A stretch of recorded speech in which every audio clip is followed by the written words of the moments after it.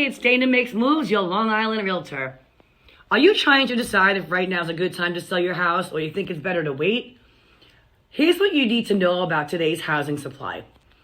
Let's check out this graph showing the growing supply of homes for sale this year.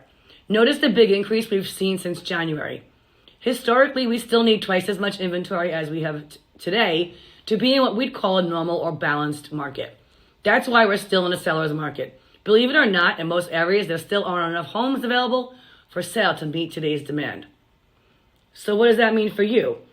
That means that there's buyer demand out there. At the same time, you should also have more options to choose from when you're moving. If you've been putting off your plans to sell, now may be the time to jump in. Let's connect to talk about listing your current house. My number is 516-314-1999.